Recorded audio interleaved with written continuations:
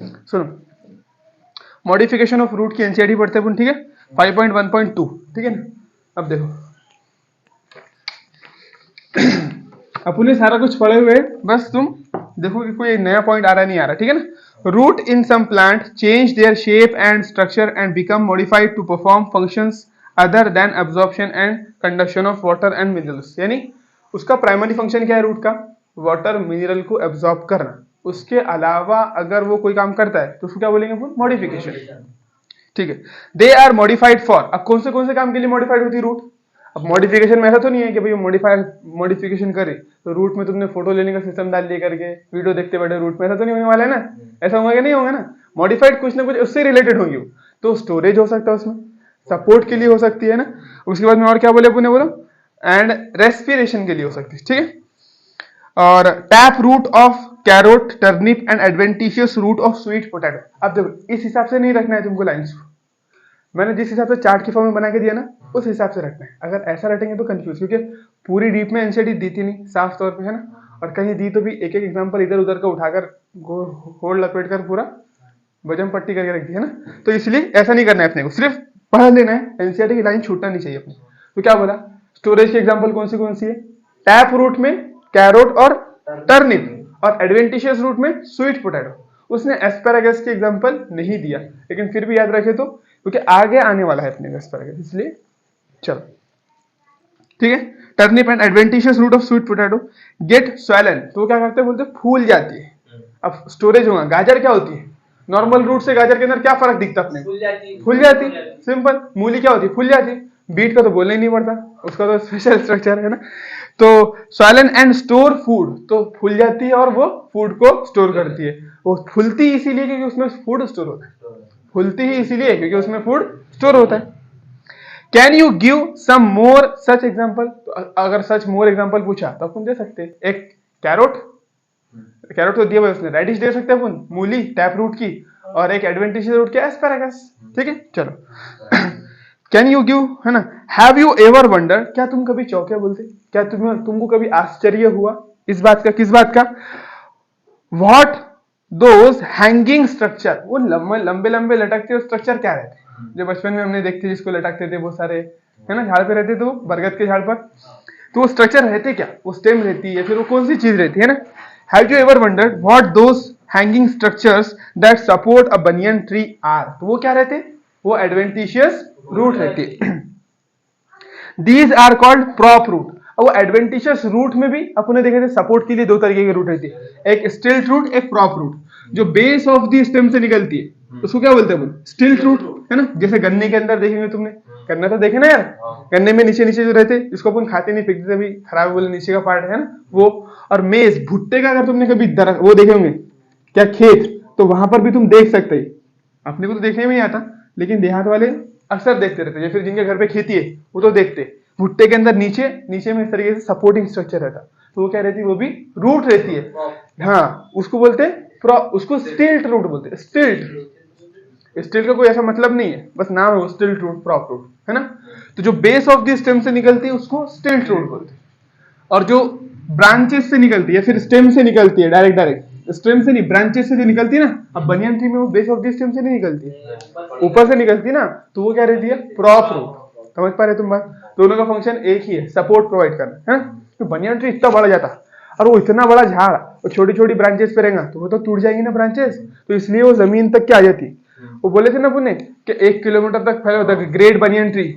तो अब ऐसा तो नहीं कि 1 किलोमीटर तक है तो उसकी स्टेम कितनी बढ़ जाएगी, अपने घर कितने, तो फिर स्टेम हो जाएंगे उसकी। तो ऐसा नहीं रहता, वो घर कितनी स्टेम नहीं रहती उसकी, वो जो एक एक प्रॉप रूट है ना, बाद में वो एक एक स्टेम का वो ले लेती हो। हाँ, तो इस तरीके से बढ़ते चले जाता जहाँ, यानी उसको नीचे ऐसा, वो जैसा बूढ़े इंसान को कैसा लकड़ी सहारा देती है ना, तो वो लकड़ी का काम बनती है झाड़ के लिए, तो उसको सपोर्ट प्रोवाइड करते हैं। क्योंकि अपन ने पढ़े कि प्लांट के अंदर क्या रहता है, एपिकल मेरिस्टम, मेरिस्टम रहता है ना, रूट के ऊपर भी और शूट पे भी। तो इसीलिए तो उसकी कौन सी ग्रोथ रहती है, अनलिमिटेड, जब तक जिएगा जब तक क्या ग्रो करेगा। तो अब देखो ऐसा लंबा तो ग्रो नहीं करता वो जेंटी, ऐसा ग्रो करता आड़े में, है ना। तो ऐसा आड़ा बढ़ते चलेगा, तो फिर तो एक टाइम ऐसा कि वो नीचे बैठेगा ऐसा, है ना। तो नीचे ना बैठे इसलिए उसमें से लकड़ी प्रोवाइड कर देती है वो प्रॉप रूट, तो ऐसे ग्रो करते रहता है। फिर समझ में आ रही बात तुम्हारे। चलो रेफरेंस के लिए तुम देख सकते एक मतलब कौन सा, द ग्रेट बनियन ट्री, उसमें देखिए दिख जाएगा तुमको प्रॉप रूट कैसा काम करती है, ठीक है। तो स्टिल्ट रूट और प्रॉप रूट ये भी एडवेंटिशियस रूट की ही एग्जांपल है, और ये स्टोरेज सॉरी ये सपोर्ट का फंक्शन देती है। कौन सा? सपोर्ट। हाँ, स्टोरेज ऊपर देखिए, ये सपोर्ट की थी दोनों भी, है ना। Similarly the stem of maize and sugar cane have supporting roots coming out of their lower nodes of the stem, यानी स्टेम के नीचे से या फिर lower node of the stem. Stem की खास बात क्या रही थी? रूट में और स्टेम में फर्क क्या है? रूट के अंदर there is no node and internode in roots, कोई नोड नहीं कोई इंटरनोड, ठीक है, कोई नोड नहीं और कोई इंटरनोड नहीं, ठीक है।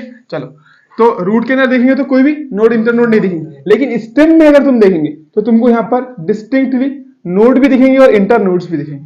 देखो, नोड क्या बोलते हैं? ये जो गार्ड जैसे दिखते हैं ना गन्ने में, जिसको तुम गार्ड बोलते हैं ना, क्या बोलते हैं उसको? वो खाए नहीं जाता, बहुत ज्यादा कड़क रहता है। हाँ, आंख तो छोटी सी रहती है ना पूरा, हाँ हाँ, पूरा जो पार्टीशन रहता है उसको क्या बोलते हैं? जो भी बोलते हैं तो वो नोड रहता है एक्चुअल में, तो वो उसको नोड बोल सकते हो। क्या रहता है वो? नोड। और वो जो दो नोड के बीच में जो रहता है ना पार्ट, इतना पूरा, वो इंटरनोड। बिल्कुल, तो ये स्टेम में ही देखने मिलती है ना। तो यहाँ से अराइज होती, तुम अगर देखेंगे ना तो यहाँ से निकलती हो, वो गन्ने में जो रूट्स निकलती है ना वो यहाँ से निकलती। अब कभी गन्ना खाएंगे तो जरूर देखना इसको, ठीक है, ठीक है ना। ये तो यहाँ से निकलेंगे लोअर नोड से, ऊपर नहीं निकलेंगे, वो ऊपर के नोड से नहीं, नीचे नीचे के जो नोट्स रहेंगे उससे निकलेंगे। हाँ बिल्कुल, हाँ, मेज में भी वैसे रहेगा। मेज में भी नीचे के जो 3-4 नोट्स रहती है ना उससे वो रूट्स निकलती रहती सपोर्ट के लिए। तो ये गन्ना इतना पतला है, देखो कितना छोटा रहता है, बारीक सा, है ना। बहुत मोटा, बहुत से बहुत मोटा भी रहता है तो इतना मोटा रहेगा, उससे ज्यादा मोटा तो इतना तो मोटा कभी होता नहीं। अगर हवाई तो गिर जाने वाला झाड़, है ना। तो सपोर्ट प्रोवाइड करने के लिए जमीन से, क्योंकि अगर गिर गया एक मरतबा गन्ना तो फिर ग्रो हो पाएगा क्या? वो नहीं हो पाएगा ना, है ना। तो इसीलिए कुदरत ने, अल्लाह ने उसको क्या करे, वो ये दिए स्टिल्ट रूट, जिसकी मदद से वो खड़ा रह सकता है। हवा है कुछ भी है उसको फर्क नहीं पड़ेगा, ठीक है। चलो, in some plant such as rhizophora growing in swampy areas, गंदी जगह पर है ना, मार्शी एरियाज पर है, स्वैम्पी एरियाज पर है ना, जहां पर ऑक्सीजन बहुत कम है। अब देखो, खराब जगह है तो वहां पर ऑक्सीजन मिलने वाला है कि नहीं? हाँ, खराब डैम जैसे ऐसे रहता है ना अपना कचरा, हाँ, दलदली, इस तरीके से, ठीक है, कि जहां पर ऑक्सीजन की बिल्कुल कमी है, कार्बन डाइऑक्साइड, मीथेन वगैरह बहुत ज्यादा है वहां पर, उसको बोलेंगे स्वैम्पी एरियाज। सिंपल बोले तो ऑक्सीजन नहीं है। क्या क्या बोले? In some plants such as rhizophora growing in swampy areas, many roots come out of the ground and grow vertically upward. Such roots called pneumatophores help to get oxygen for respiration. बात खत्म हो गई, है ना। बस इतना ही दिया अपन ने। इसमें रूट नोडुल वाला भी पढ़ चुके, ठीक है, वो भी पढ़े। उसके अलावा अपन ने एपिफाइटिक रूट भी पढ़ चुके, वो भी एक मंग मालूम है। एपिफाइटिक रूट जो सपोर्ट प्रोवाइड करती है ना, जो बड़े बड़े झाड़ों के ऊपर ऐसा ग्रो करते, तुम देखे होंगे झाड़, है ना। देखिए अपन ऑर्किड का झाड़ दिखाए मैंने, हाँ, राइजोफोरा, हाँ, राइजोफोरा भी देखे, राइजोफोरा तो है ना इसके अंदर, न्यूमेटोफोर तो है, एस्परगिलस, एस्पैरागस, हाँ, एस्पैरागस वो स्टोरेज के लिए, वो भी देखे। हाँ, कस्कुटा देखे अपन ने, पैरासिटिक, पैरासिटिक बोलते क्या बोलते, पैरासिटिक, हाँ, ऐसे अपने ना जू रहती है, या फिर गोचड़ी देखे, तो गोचड़ी क्या करती? गोचड़ी खुद का खाना खुद बनाती है? नहीं, किसी को खाती नहीं, अपने पर एक बैल पर चिपक जाती है और उसका खाना उसका खून चूस लेती है, उसका खाना हो जाता है। तो बस ऐसे ही काम झाड़ भी करते कुछ कुछ। कौन सा झाड़ करता? कस्कुटा, वो खुद का खाना नहीं बनाता, उनका उसका कलर क्या रहता? पीले कलर का रहता, पीला, है ना। तो वो क्या रहेगा? पैरासिटिक प्लांट रहेगा। तो वो भी क्या होगा कि सबसे मॉडिफाइड है, उसकी रूट भी क्या रहती? मॉडिफाइड रहती है। ये तो खाना बनाएंगे ही नहीं तो मिनरल कभी ऑब्जर्व करेंगे क्यों? उसकी रूट भी क्या ऑब्जर्व करेंगे? फिर उसको मालूम है कि मेरा जो पत्ते, मेरे जो स्टेम है वो खाना बनाने का काम ही नहीं करता, तो फिर रूट मिनरल ऑब्जर्व करके, वाटर ऑब्जर्व करके क्या कर लेंगी, है ना। इसलिए टेंशन नहीं लेता हूँ, सब कुछ दूसरे प्लांट से ले लेता। चलो, वो अपने बियॉन्ड द स्कोप है, अपने को टेंशन भी नहीं लेना। देखो, था इतना सही, एनसीईआरटी में इतना ही है, लेकिन अगर सिर्फ इतना ही पढ़े ना अपन तो दिमाग में कचरा हो जाता है इतना ही एनसीईआरटी में, क्योंकि लेकिन वो प्रॉपर सीक्वेंस में प्रॉपर तरीके से नहीं दिया, इसलिए अपन ने थोड़ा एक्स्ट्रा पढ़ लिए, लेकिन दिमाग में पूरा क्लियर है अपने। समझ पा रहे तुम बात? चलो, अब आ जाओ स्टेम के ऊपर। स्टेम के बारे में एनसीईआरटी क्या दिखती है ना, स्टेम देखो, स्टेम चालू करते हैं ना। देखो क्या बोले कि स्टेम अराइज कहां से हो। जैसे रूट तो बोल दिया अपन ने कि रूट जो है वो रेडिकल से, अगर हम टैप रूट की बात करें तो कहां से निकलती है? रेडिकल से। Adventitious root other than radicle से। तो हर चीज कहीं ना कहीं से तो अराइज होती है ना यार, सिंपल है। देखो अपन ने देखे थे, ये तो अपना सीड है, ठीक है ना, सीड। सीड में दो पार्ट, एक क्या बोले थे बोलो, रेडिकल और ऊपर से प्लीम्यूल, है ना, प्लीम्यूल, जो भी स्पेलिंग हुई उसकी, चलो PLU, जो भी स्पेलिंग हुई, चलो छोड़ो स्पेलिंग में क्या हो जाता है, प्लीम्यूल, ठीक है। इससे क्या बनने वाली, शूट। शूट बोले तो ऊपर का पार्ट, हाँ, जमीन के ऊपर का जितना भी पार्ट है सारा, सारा कुछ इसी से डेवलप होगा, इसका मतलब स्टेम भी इसी से होगी, ठीक है। चलो लेकिन ब्रांच, अब देखो स्टेम में क्या क्या रहता है, स्टेम आती देखो अपने इसके अंदर झाड़ में कौन सी चीज है, रूट, एक तो जड़ हो गई, दूसरे पत्ते हो गए, तीसरा क्या हो गया, तना, उसका तना बोलते हैं ना उसको, जड़, हाँ डंगालिया, तो उसको क्या बोलेंगे, देखो तो अपने रूट तो पढ़ चुके, लीफ एक अलग पार्ट होगा। स्टेम में क्या क्या आ जाएगा, एक तो ये स्टेम जो अपनी जो बड़ी रहती, उसके बाद ये सारे जो ब्रांचेज है, हाँ तो ये ब्रांचेज आ गए, तो ये सारे क्या क्या स्टेम का ही पार्ट है, ठीक है ना। तो अपन ने एक तो देख लिया, अगर प्ल्यूम्यूल की बात करें तो उससे तो पूरा ही पार्ट डेवलप होता है, ऊपर का सब कुछ डेवलप उसी से होता है, वो एक देख लिए। दूसरी बात अभी जो नए नए जो डंगाली जो फुटती ना, वो कहाँ से निकलती, उसके बारे में देखना है अपने को। जो डंगाली फुटती ना, एक में से निकल ऊपर जाती है। रूट का तो ऐसा कुछ भी नहीं है। रूट का क्या है कि देखो, टैप रूट में एक प्राइमरी रूट है, इसी से सेकेंडरी रूट, इसी से टर्शियरी रूट, फिर इससे टर्शियरी रूट, इस तरीके से चलते रहता है, सिंपल काम है।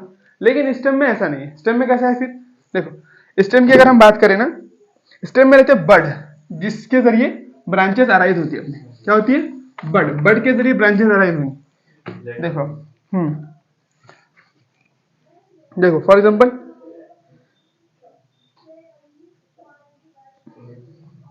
देखो ये अपनी एक मेन स्टेम है ना, ये मेन स्टेम है, ठीक है। और यहाँ पर कोई लीफ है, यहाँ पर क्या है, कोई लीफ है। तो ये लीफ के अंदर, ये लीफ में ये रहती है उसकी, देखो ये क्या रहता है अपना लीफ, ये उसका पेटियोल रहता है। क्या रहता है उसका, पेटियोल, डंडी जो रहती है ना उसकी, लीफ की डंडी, उसको पेटियोल बोलते हैं। क्या बोलते हैं उसको, पेटियोल, हाँ पेटियोल बोलते हैं। तो अभी अपने वो काम करनी है। देखो ये एक्सिस है, ये अपना स्टेम है, स्टेम, और ये लीफ निकला। तो ये जो रहती है ना, फॉर एग्जाम्पल ये लीफ है ना, और ये स्टेम है, तो इसके जो बगल रहेंगे, यानी जो इसकी जो बगल रहेंगे, उसके अंदर क्या रहेगा, एक बड रहेगा। क्या रहेगा, एक बड, इसका नाम क्या रहेगा, एक्सिलरी बड, एक्सिलरी बड, एक्सिलरी बड, ठीक है। इससे दो चीजें निकल सकती है, एक तो इससे स्टेम यानी ब्रांच बन सकती है, दूसरे इससे फ्लावर बन सकता है। क्या क्या बन सकता है, ब्रांच और फ्लावर। आई बात समझ। एक्सिलरी बड, तो देखो एक मरतबा और देखो, एक मरतबा देखो क्या बोले अपन ने, ये स्टेम हो गया अपनी, ठीक है, स्टेम। स्टेम में ये नोड्स और इंटर नोड्स भी है, ये भी बनाना भूल कर, चलो ये भी बना लिए। जहां पर नोड रहती ना, उस नोड के रीजन से ही कभी भी लीफ अराइज होता। हाँ ये पेटियोल, ये जो लीफ है अपना, ठीक है, अभी इसके बारे में बात करेंगे उसके लिए। तो देखो नोड के पास से अराइज हुआ, वहीं पर एक छोटा सा बर्ड लाइक स्ट्रक्चर रहता है। क्या रहता है बोलो, वहीं पर बर्ड लाइक स्ट्रक्चर रहता है, ठीक है। इसी से अपनी क्या अराइज होने वाली है, या तो फ्लावर या तो स्टेम यानी ब्रांच, हाँ ब्रांच अराइज होने वाली है, ठीक है। चलो इसका नाम क्या है, एक्सिलरी बड गिव ब्रांच और फ्लावर। इसका नाम क्या है बोलो, एक्सिलरी बड, एक्सिलरी बड। ये क्या क्या दे सकता है बोलो, हाँ फ्लावर देगा या फिर ब्रांच। अभी अपने को किसके बारे में बात करना है, ब्रांच के बारे में। फ्लावर अभी अपने काम करनी है, लेकिन अपने पढ़ लिए कि फ्लावर भी इसी से मिलने वाला है अपने, ठीक है। चलो एपिकल बड, उसके बाद में ये देखो, ये पूरा क्या है, एक्सिस, ये बगल आती है ना इसकी पूरी, इसको एक्सिस बोलते हैं, ठीक है। इसलिए उसका नाम एक्सिलरी बड नाम पड़ा है। अब देखो कुछ एक्सिलरी बड रहते, कुछ एडवेंटिशियस बड रहते, है ना, और एक एपिकल बड रहता। अब देखो ये एक्सिलरी बड, तो इससे क्या क्या बना, फ्लावर और ब्रांच। एक रहेगा एपिकल बड, एपिकल बड बोले तो ये जो सेंड पर रहेगा, हाँ एकदम सेंड पर, ये तो ये क्या करेगा, वो बनेगी ब्रांच, हाँ नहीं ये पीछे पीछे लीफ छोड़ते जाएगा, ब्रांच तो बनेगी। देखो ये जो मेन स्टेम है ना, वो तो बनेगी ही बनेगी इससे साथ साथ, लेकिन ये जो छोटे छोटे स्ट्रक्चर दिख रहे हैं तुमको, ये जब पीछे छूटते चले जाएंगे तो लीफ बनेगा। देखो कैसा, ये समझो आप, ये अपन इसका बाकायदा जाकर देखेंगे भी अभी, ठीक है। चलो देखो फॉर एग्जांपल ये अपनी स्टेम थी, ठीक है, यहाँ पर बहुत सारे लीफ है, ये थोड़े बड़े बड़े, ये छोटे छोटे भी, ठीक है। और यहाँ तो लीफ है ही बाकायदा, ठीक है, ऐसे लीफ है। अब जैसे ये आगे बढ़ी, जैसे ये आगे बढ़ा है ना, आगे बढ़ा तो यहाँ के देखो, यहाँ के जो थे वो ये लीफ में कन्वर्ट हो गए, ये लीफ में कर, और यहाँ पर अब वो छोटे छोटे यहाँ पर आ गए। आई बात समझ तुम्हारे? यानी जैसा जैसा ये आगे जा रहा है ये पीछे छूटते चले जा रहे हैं। यहाँ पर जो थे पहले छोटे छोटे दिख रहे थे, अपने को लग रहा था कि कुछ तो भी ऐसा मतलब वो जो बर्ड रहेगा हाँ। साइकिल में तो छोटे-छोटे लीफ भी बनाएगा और हाँ, पीछे पीछे वो लीफ छोड़ते चले जाएंगे, हाँ ऊपर ऊपर बढ़ते चले जाएंगे, तो ऊपर बढ़ेगा तो वो स्टेम बनाते चले जाएंगे, अपनी स्टेम बनते चलेगी, है ना, और पीछे पीछे उसने लीफ छोड़ते मतलब एक साथ वो अपना स्टेम भी बनाएगा और लीफ भी बनाएगा। सिंपल। तो लीफ जनरली कहाँ से आ रहा है? होता नोड से। जहां पर नोड दिख गई तो सिर्फ वहीं पर लीफ बन सकता है। लीफ कहाँ पर रहेगा? नोड पर। जहां पर नोड है वही लीफ है। नोड के बगैर ऐसा कहीं पर भी लीफ नहीं मिलेगा तुमको, कभी बीच में से इंटर नोड पे लीफ, ऐसा कभी नहीं हो सकता। नोड पर ही होगा लीफ। अपन कितने सालों से दरख्त देख रहे हैं, झाड़ू कितने साल से देख रहे हैं, कई साल से झाड़ देख रहे हैं, लेकिन अपन ने कभी गौर करे क्या कि जहां पर ये ऐसा एक गोल दायरा रहता वहीं से लीफ आ रहा होता करके? नहीं करते अपन, टेंशन नहीं लेते ना कि जहां पर ये गोल दायरा है सिर्फ और सिर्फ लीफ यहीं से आ रहा है, कभी बीच में से यहां से कभी नहीं आ रहा हो सकता, कभी नहीं। तुमने गन्ने के वो दो जो रहते ना गांठ, उसके बीच के स्ट्रक्चर को देखोगे वो एकदम स्मूथ रहता, उसमें ना ही कोई पत्ती नहीं कुछ ही नहीं रहता उसमें, वो स्पेशल रहता। तो वही बात है, जो कुछ भी आता सिर्फ यहीं पर आता। कहां पर? ये नोड पर आता है ना। तो ये एपिकल बड जैसा जैसा आगे ग्रो करता है तो लेफ्ट क्या करता है? लेफ्ट ओवर लीव्स, जो पत्ते हैं वो पीछे छोड़ते चले जाते हैं, ठीक है। इसी तरीके से ये जो ब्रांच बनी एक्सिस में, ये जब बढ़ेगी तो इसके भी सेंडे पर क्या रहेगा? एपिकल बढ़ेगा, वो भी क्या करेगा? उसी तरीके से लीफ प्रोड्यूस करेगा। तो लीफ कैसा बनेंगे? हाँ, तो ये भी देखो, ये भी एपिकल बड कहलाएगा। अभी एक्सिलरी बड से एक मतलब जब स्टेम बनना चालू हो गई, देखो ये ब्रांच बनना चालू हो गई तो ये भी क्या बन जाएंगे? फिर एपिकल बड बन जाएंगे। समझ पा रहे हो ना तुम बात को? चलो ठीक है। तो अपन ने क्या देखे? दो चीजें देखे, एक तो लीफ किस तरीके से बनता है, जो उससे एक तो ब्रांच निकलेगी तो उसके ऊपर एपिकल बर्ड हो जाएगा। हाँ बिल्कुल। एपिकल बर्ड क्या होता है? सेंडे वाला, है ना, एकदम तो हाँ ऊपर वाला, ऊपर, चाहे वो रूट के सेंडे पर हो या फिर रूट के टिप पर हो, शूट के टिप पर हो, या चाहे फिर वो जो ये लैटरल ब्रांच हाँ उसके टिप पर हो, उसको अपन एपिकल ही बोले, है ना। तो वो क्या करने वाला है? वो हमेशा इस तरीके में रहेगा, कैसा? ऐसा देखना तुमने, कभी भी इस तरीके से रहता है, ठीक है। चलो ये हो गया बात अपने खत्म। एपिकल बड, उससे अनडिफरेंशिएटेड लीफ। तो एपिकल बड पर कभी भी अनडिफरेंशिएटेड लीफ रहते, क्या रहते बोलो? अनडिफरेंशिएटेड, यानी अनडिफरेंशिएटेड बोले तो मतलब वो डिवाइड होके नहीं, ये नहीं अभी, हाँ मैच्योर नहीं है, प्राइमर, बस ऐसा लीफ बनने वाले हैं करके। अनडिफरेंशिएटेड, अभी बच्चे हैं ना, छोटे छोटे हैं ना, इसलिए बाद में यही लीफ में कन्वर्ट होंगे, तो अभी लीफ बने नहीं। तो एपिकल बड पर कभी भी ऐसे इस तरीके का स्ट्रक्चर दिखता है, तुम कहीं पर भी देख लो, तुम अगर प्लांट है तो उस पर देखेंगे तो ये दिखने वाला है तुम्हारे को। मेरिस्टम पर देखो, इसके अंदर क्या छुपा रहता है? यहाँ पर ये मेरिस्टेमेटिक रीजन रहता है, ये क्या रहता है? मेरिस्टम। तो ये पूरा का पूरा एपिकल बड कहलाता है, ये पूरा का पूरा क्या कहलाता है? एपिकल बड। यानी अनडिफरेंशिएटेड लीफ प्लस ये जो मेरिस्टेमेटिक सेल्स है ना, वो पूरा का पूरा क्या बनाते हैं? एपिकल बड बनाते हैं। चलो ये बात समझ में आ गई यहाँ तक के? हाँ, अब देखो तो देखो क्या बोले अपन ने, ऐसा बड कहा रहता है कभी भी? जो बड देखो जनरली देखो, एक तो लीफ के यहाँ पर रहा बड, ठीक है, एक यहाँ पर, यानी जहां पर अपना नोड था बड वहीं पर प्रेजेंट है, उसके अलावा बड प्रेजेंट है क्या? ऊपर भी नोड है क्या? तो हाँ बिल्कुल, यहाँ पर देखो पत्ते है, इसका मतलब क्या है? यहाँ नोड आने वाली है ना, हाँ, तो बड वहीं पर बनने वाला है, सिंपल ऐसा। तो चलो बड की डेफिनेशन तो कुछ है नहीं, सिंपल देखो, अपने को क्या देखना था? जो स्टेम है वो कहाँ से निकलती है, तो अपन ने तो पहले बोल दी, जो प्लीम्यूल है वो तो पूरा ही ऊपर का प्लांट बनाता है, ठीक है ना। जो ब्रांचेस है वो कहाँ से निकलती? डंगाली जो है ना अपनी डंगाली, वो कहाँ से निकलती? तो जो लीफ रहेगा उसके एक्सिस में एक छोटा सा बड रहेगा, यहाँ से या तो तुम्हारी डंगाली निकलेगी या फिर फूल निकलेगा, फूल, है ना। बस दो चीजें बन सकती, ये ग्रो करेगा तो या तो डंगाली बनेगी या तो ब्रांच बनेगी या फिर फ्लावर बनेगी, सिंपल दो चीजें। उसके बाद पर हमें लीफ कैसा बनते? लीफ पत्ते कहाँ से आते? तो पत्ते कभी भी ऐसा नहीं कि भाई जो ये है बर्ड तो यहाँ से पत्ता अराइज हो गया एकदम से निकल गया, ऐसा नहीं होता। पत्ते कभी भी एक्सियल बर्ड से, एपिकल बर्ड से निकलेंगे। एपिकल बर्ड जैसा जैसा ऊपर ग्रो करते चले जाएगा, पीछे पीछे पत्तों को छोड़ते चले जाएगा। समझ में आ रही मेरी बात? ऐसा नहीं है कि भाई एक मतलब यहाँ पर देखो, यहाँ पर स्टेम हो गई, यहाँ पर नोड प्रेजेंट है तो कभी भी पत्ता निकल जाएगा ऐसे, ऐसा कभी नहीं होता। हमेशा क्या होता रहता, ये एपिकल बर्ड आगे ग्रो करते रहता है, पीछे वो क्या करते रहता है? पत्ते छोड़ते रहते हैं, निकलते रहते हैं। हाँ, ब्रांचेस में भी वैसे ही पत्तों का अरेंजमेंट हो, हाँ, लेकिन वो पत्तों का अगर तुम देखेंगे तो कभी भी तुमको नोड पर ही दिखेंगे, नोड के बगैर तुमको पत्ते दिखेंगे नहीं। हाँ, अगर वापस से अगर पत्तों को आना है तो वो आएंगे भी तो कहाँ पर आएंगे? सिर्फ और सिर्फ नोड पर ही आएंगे, नोट के बगैर पत्ते मिल ही नहीं वाले, सिंपल। तो फिर तुम्हारे दिमाग में क्वेश्चन आएगा ना यार, कभी कभी तो ऐसा होता है कि पूरा प्लांट के पूरे पत्ते झड़ जाते, फिर वापस भी आते उसको, वापस आते तो फिर नोट तो रहती है ना उसके पास में, पूरे प्लांट पे वापस आते हैं। हाँ, तो लेकिन वो आते कहाँ पर, कभी भी नोट पर ही आते। तो पहली मतलब जब पत्ता बनता तो ये एपिकल बड से बनता, अगर रिटर्न अगर वापस आए तो कहाँ पर आने वाले, नोट पर ही आने वाले, नोट के बगैर नहीं आने वाले, सिंपल। मतलब जाके आ रहा समझ जाना है मूवी। हाँ, नोट के बगैर पत्ता पॉसिबल नहीं है। सेकेंडरी रहेंगे पत्ते। हाँ, वो तो उनकी ग्रोथ बार बार होते रहते ना, झड़ते रहते आते रहते, तो टेंशन नहीं होगा, सिंपल। अभी अपने को देखना है कि भाई कौन सी चीज कहाँ से आती है, तो तुमसे पूछा कि भाई ब्रांच कहाँ से आ रही होती, तुम बोलेंगे एक्सिलरी बर्ड्स। लीफ कहाँ से बोलेंगे, तो एपिकल बर्ड क्या करता है, लेफ्ट हुआ, हाँ, सब undifferentiated structures known as leaf. हाँ, छोड़ पीछे पीछे छोड़ते चले जाता, वही बाद में लीफ बन जाती है, सिंपल। आई बात समझ आता कि देखो, on the basis of stem there are 3 types of plants, herbs, shrubs, tree. अगर हम स्टेम की बेसिस पर देखें तो कितने तरीके के प्लांट रहते हैं, 3। हार्ब्स क्या बोलते हैं, बहुत छोटे छोटे रहते हैं, श्रब्स थोड़े बड़े, और ट्रीज बड़े बड़े, है ना। जैसे आप सीताफल का झाड़, आम का झाड़, ये क्या में आएंगे, ट्रीज में आएंगे। श्रब्स में क्या आएगा, तुलसी आ जाएगा, तुलसी वगैरह क्या आएंगे, श्रब्स में आएंगे।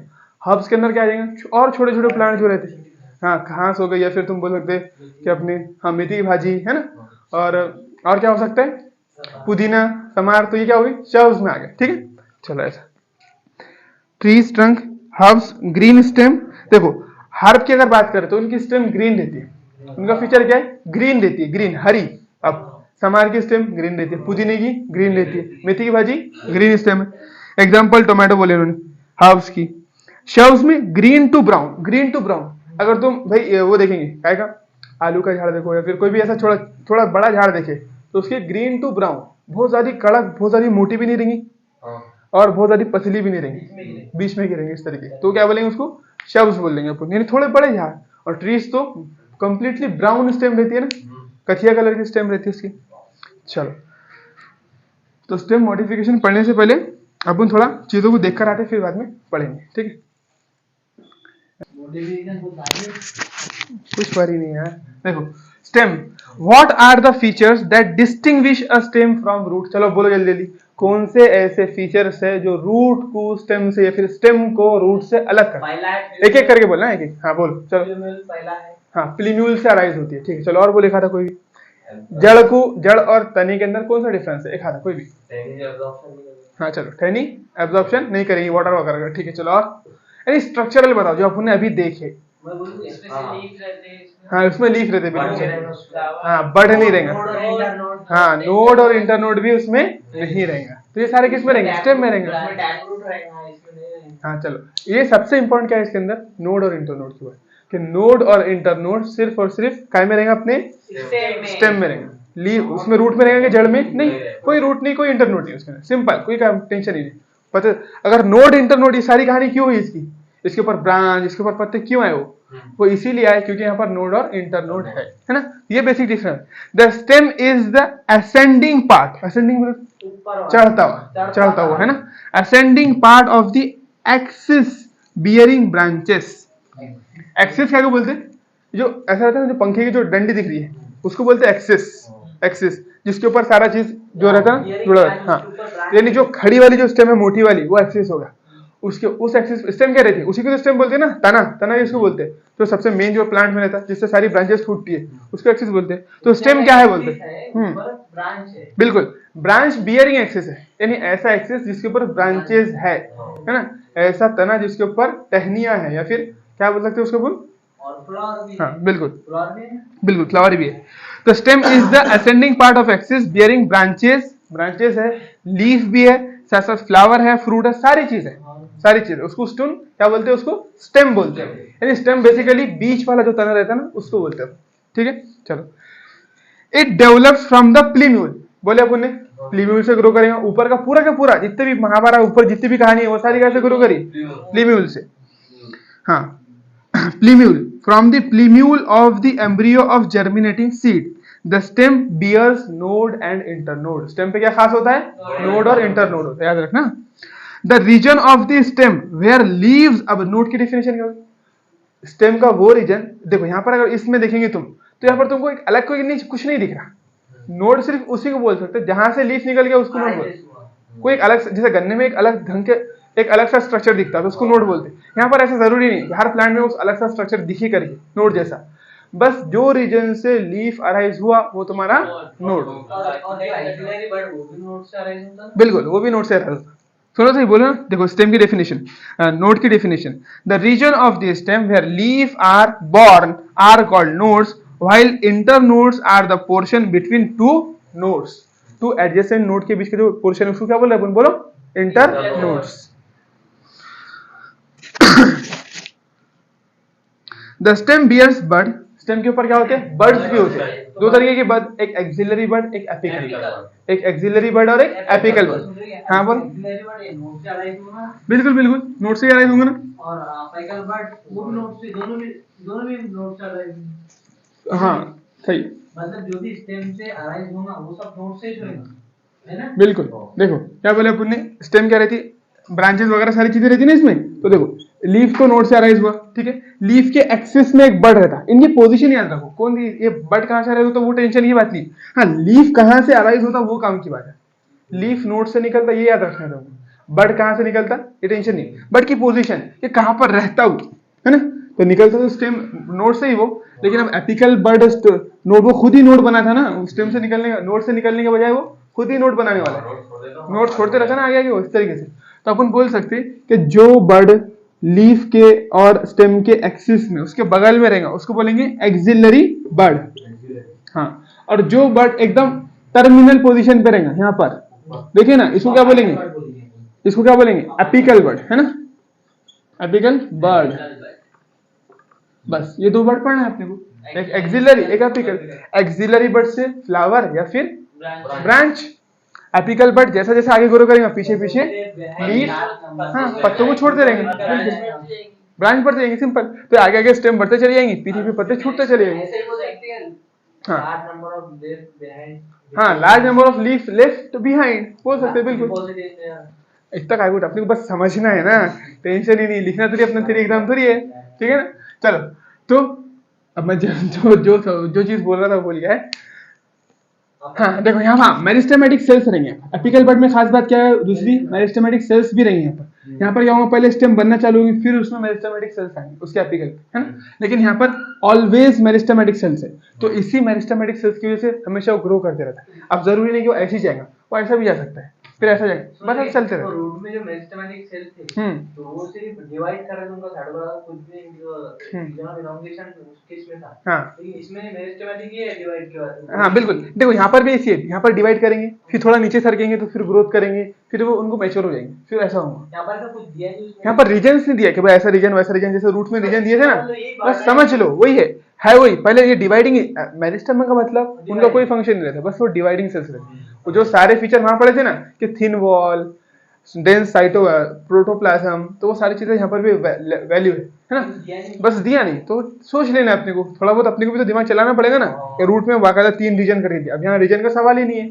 खुद ब खुद बस ये ग्रोथ करेगा, नीचे जैसा जैसा छूटते चले जाएंगे सेल्स, वो मेच्योर भी हो जाएंगे, ग्रोथ भी कर लेंगे और लीफ वगैरह नोड वगैरह प्रोड्यूस भी कर देंगे, सिंपल। चलो तो ये बोल दिया अपन ने, विच में बी, देखो क्या बोला, द स्टेम बियर्स बड विच में बी टर्मिनल, टर्मिनल वाला कौन सा रहेगा, एक्सिलरी।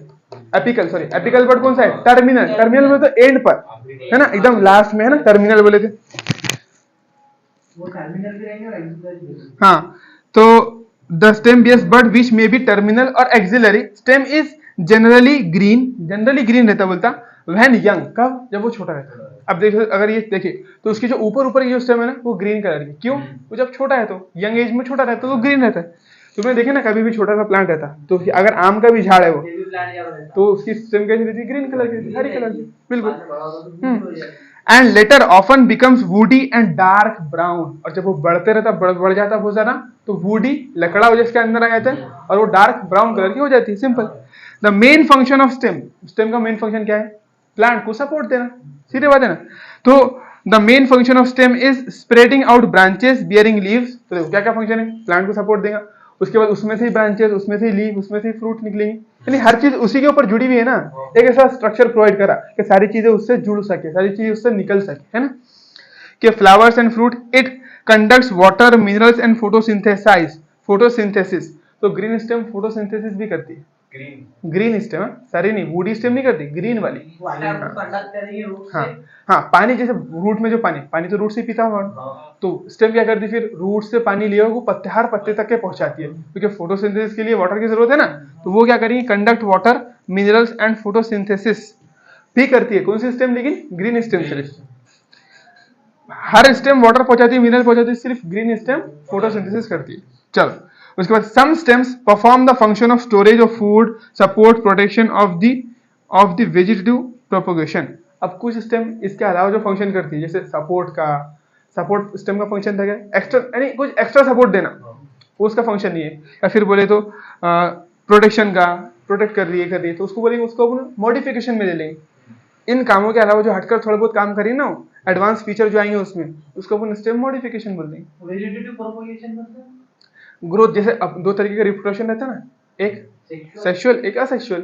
तो जैसे गुलाब के अंदर जो है अपन स्टेम काट के लगा देते, तो वो प्रोपोगेशन बोले तो फैलाओ, हाँ रिप्रोडक्शन। मतलब जो अपने तोड़े फिर भी हाँ, आगे तो उसके वेजिटेटिव प्रोपोगेशन बोले तो वेजिटेटिव ऑर्गन के जरिए जो हम रिप्रोडक्शन कर रहे हैं, वेजिटेटिव ऑर्गन जैसे स्टेम के जरिए कर रहे हैं, कोई पत्ता गिर रहा उससे नया झाड़ उग जा रहा, कोई डंगाली गिर गई उससे नया झाड़ उग गया, कोई रूट को तुमने काट के गाड़ दिया उससे नया झाड़ उग गया, तो इसको बोलते हैं वेजिटेटिव प्रोपोगेशन। जैसे गुलाब सबसे अच्छे एग्जाम्पल, गुलाब को तो सुने होंगे ना, गुलाब की कलम काटो लगा दो वो नया झाड़ उग जाता, तो वो क्या है, तुमने कलम काटे, कलम क्या था, रिप्रोडक्टिव ऑर्गन था नहीं, एक वेजिटेटिव ऑर्गन था। हाँ, एक वेजिटेटिव ऑर्गन था, एक क्या था, वेजिटेटिव ऑर्गन था, उससे एक नया झाड़ बना। कभी ऐसा होता है क्या, हाथ काटे घर को रख दिए, फ्रिज में रख दिए, अंदर से बच्चा निकल कर नहीं होता ना, ऐसा होता है कि इंसान में नहीं होता है, लेकिन प्लांट में ऐसा होता है। क्यों, क्योंकि उसमें वेजिटेटिव पार्ट से भी रिप्रोडक्शन हो सकता है, तो उसी को वेजिटेटिव प्रोपोगेशन बोलते हैं। स्टोरेज कैसे करेंगे इसको? स्टेम स्टोरेज कर सकती है ना, वो देखेंगे वो आगे आएगा ना, अभी अपनी देखेंगे वाले। मतलब ये जो नीचे गन्ना तो फिर होगा ना, गन्ना हाँ, गन्ना तो स्टोर करता ना, बिल्कुल फूड स्टोर होना गन्ने के अंदर से एकदम। नीचे मतलब फिर उसका देवा। हाँ, मॉडिफिकेशन के बारे में अपन कल पढ़ने वाले हैं, अभी नहीं पढ़ने वाले, ठीक है। एक फ्लावर पे आता है, उसके पत्ते डालें तो उग जाता है। हाँ, लीफ आता, फ्लावर आता, सब आते।